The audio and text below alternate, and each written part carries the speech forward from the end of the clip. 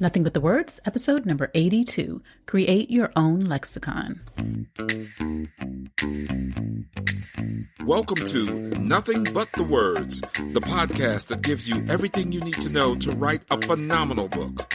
Now here's your host, your author coach, Candace L. Davis. Hey there, and welcome to Nothing But the Words. I'm your author coach, Candace L. Davis. How is your writing going? I hope your week and your writing are both going well. Everything's great on my end, and I'm looking forward to American Thanksgiving next week. I'll be spending it with my husband at the movies, watching Lady Gaga and Robert De Niro in House of Gucci. I love a good true crime story, so I'm totally into it. Now let's dive into our topic. Recently, I started working with a marketing coach through her group coaching program. I had only followed her for a short while before I decided to buy, which is unusual for me. I usually stalk people for a long time before I make a purchase. It was an interesting decision from a sort of superficial level because we probably wouldn't seem like a good fit for each other. But I tried some of the tools she shares publicly, and they created quick results for me, so saying yes to her was an easy decision. Here's the thing, though. When I entered her private Facebook group for her group coaching program, I felt like I had entered a small, tight-knit community, even though there are over 500 people in there. So that was a great feeling. It felt like, I don't know how many people were actively participating, but it felt very engaging, really pulled me in and made me want to be a part of that. So what made me feel that way? Well, for one thing, there were clearly routines and habits that the people there shared and embraced and understood. And the members used a unique vocabulary. Now, that could have been off-putting, but she made it really easy to pick up on that vocabulary. And it was easy because it was integrated into the introductory content. It was not an overwhelming amount of new vocabulary I needed to learn. So what does all this have to do with your book? Creating your own lexicon is a simple but super effective strategy that you can apply to a how-to book, a personal development book, or a professional development book. When you create your own lexicon, a language shared between you and your clients, your followers, and the future readers of your book, you create something special. Using a word like lexicon or even vocabulary might make it seem like I'm telling you to develop a whole new language, like you might for a sci-fi or a fantasy book. But you don't have to go that far. When you name your frameworks and your systems and your methodologies and your philosophies and your models, they become a part of your lexicon. When you develop a name for your community members or your clients, that's a part of your lexicon. Visual models can also be a part of this. They can really add to it. I recently spoke to a gentleman who has a lovely collection of models, visual models, that he's created for his programs, and he can choose which ones he wants to include in his book.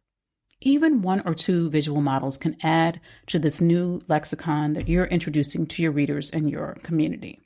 When you take words that may be commonly used in your industry or your niche and give them a twist that either more clearly expresses the idea or is more aligned with your people, you add to your unique lexicon. Words and phrases and titles that develop out of your intellectual property will be unique to you.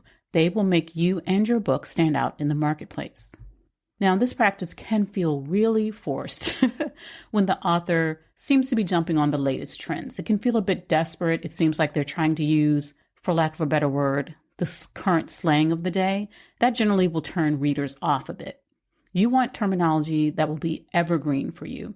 So don't worry about what other people in your industry or in your niche or what the cool kids are calling the thing. Choose what works for you and your audience, terminology that you're willing and able to live with for years to come. Sometimes this new vocabulary will come up organically for you, but sometimes it requires more effort. We don't all think in this way. Some people do, but not everyone. Often my coaching clients come to me having created systems and methodologies, but they haven't done much naming yet. Or maybe they haven't even formalized their methodology.